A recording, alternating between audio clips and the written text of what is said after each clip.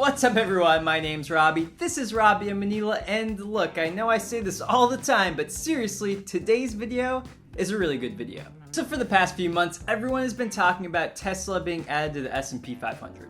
CNBC's been talking about it, Barron's has been talking about it, and of course, tons of YouTubers have been talking about it. And look, honestly, this is a big deal for Tesla and for investors in general. When Tesla was added to the S&P 500, it was the biggest company in terms of market cap at the time when it was added to the index. And what's really significant is that if you had just been indexing into an S&P 500 index fund or an ETF that tracks the S&P 500, before its addition, you would have had no exposure to Tesla. If you were a stock market indexer, the only way you would have had any exposure is if you had a total market ETF or index fund, or maybe a Russell 1000 tracking ETF or index fund. And even if you had one of those ETFs or index funds, you wouldn't have had a large exposure to Tesla. But now, since Tesla is such a big company and it's been added to the S&P 500, it actually has a significant weight in the index. And so now those of us who do have index funds or ETFs that track the S&P 500, we now have exposure to Tesla. And while I know this has been huge news, and I know a lot of you Tesla bulls have been ecstatic, this video is not about Tesla being added to the S&P 500. At this point, it's actually old news. What I bet you are wondering is whether or not Tesla will be added to the Dow Jones Industrial Average. I mean, the S&P 500 is one thing, but the Dow is a steadfast symbol of the American stock market.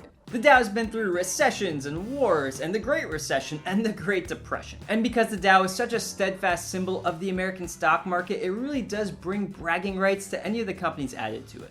But at the end of the day, the Dow is a highly flawed index, which we're gonna go over. So are you ready to hear what Tesla would have to do to be added to the Dow? Let's go ahead, roll the intro, and get into it.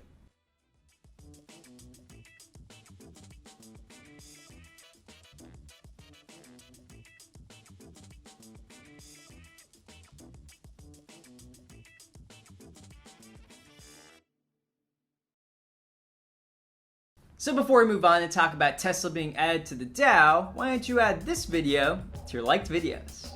So the main problem with the Dow is that it's a price-weighted index. And so you may not know the difference between a price-weighted index and a market cap-weighted index, so let's take a look first at the S&P 500, which is a market cap-weighted index. So here we have a list of the stocks inside the S&P 500 index. Now what you'll see is that the largest companies based on market cap have the largest weighting in the index. So here you have Apple, and Apple is the biggest company in the S&P 500 because it's the largest company in terms of market cap. And because it's the largest company, 6.85% of the whole index is in Apple. The next biggest company is Microsoft. And because it's the second biggest company based on market cap, it's got 5.38% of the whole index in Microsoft. And it goes down from there. So the larger the company based on market cap, the larger the weighting inside the S&P 500 index. So how does a company get onto the S&P 500? Well, basically it has to be one of the 500 largest companies based on market cap, and it has to have 4 profitable quarters. And that's exactly what happened to Tesla, and that's why Tesla was added to the S&P 500. But unlike the S&P 500, which is market cap weighted, the Dow is price weighted. And when I say price, I mean the price of the actual stock. And so here we have the largest companies in the Dow, and what you'll see is the largest company that's in the Dow is United Healthcare. Now what's interesting is that United Healthcare is of course not as big as Apple, right? Because Apple is a huge trillion-something dollar company, while UNHC, United Healthcare, is only a $321 billion company. The reason why United Healthcare is 7.4% of the Dow, hence it's the largest company inside the Dow based on its price, is because of the price of the stock. As you'll see here, the price of United Healthcare is the highest price. So the Dow is literally just based on the price of the stocks. And because of that, it's actually highly flawed. Because look down here.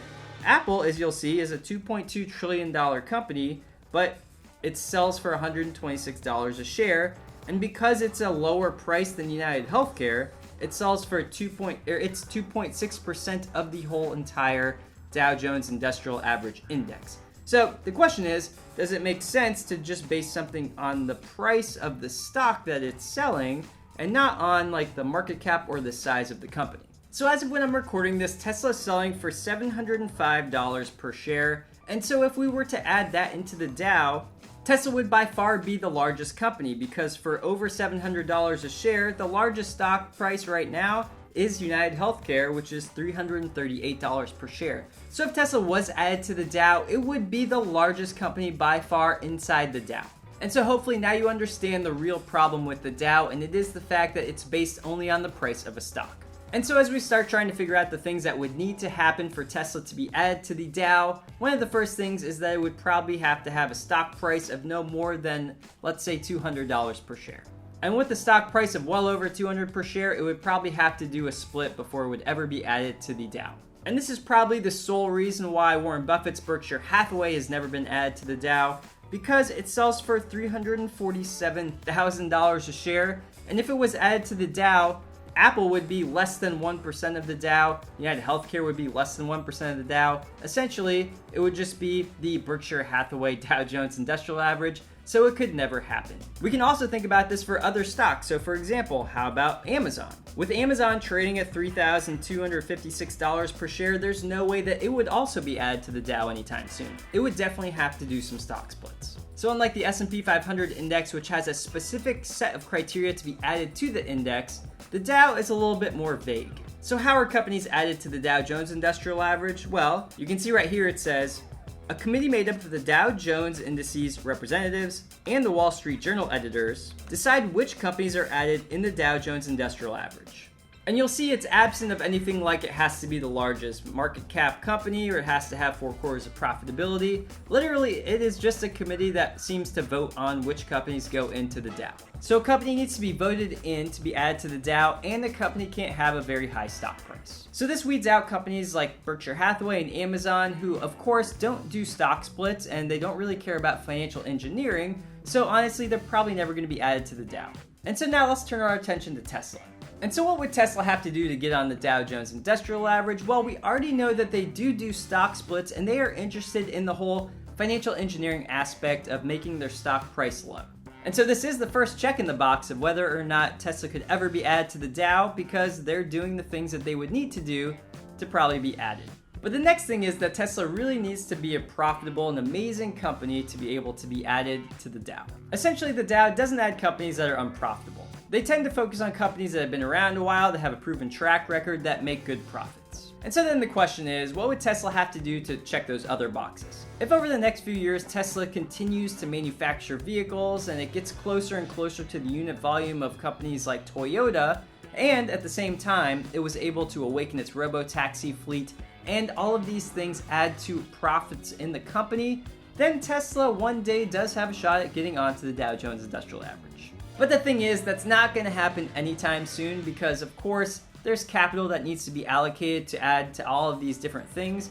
So Tesla's going to have to prove itself over the next probably maybe 5 to 10 years before it ever has a shot at making it onto the Dow. But today, looking at Tesla, it's young and it does have the potential to maybe one day make it onto the index, or it may not. It's really going to depend on the company's profitability going forward, and at the same time, if it is profitable going forward the next 5 or 10 years, will it continue to keep its stock price low using stock splits? I will say, in my opinion, over the next 5 to 10 years, that out of all the auto manufacturers, I think Tesla probably has the best shot at being one of the companies that does good enough to be added to the Dow. So that's all we have for today's video. Hope you liked it, hope you found it interesting, and again, please hit that like button if you did like the video, and subscribe if you want to see future content like this. So what do you think? Do you think Tesla's ever going to be added to the Dow? Leave a little comment, let me know below. And that's all we have for today's video, so thanks so much again for watching, and please, pretty please, watch another one of my videos by clicking on it on the end screen right now.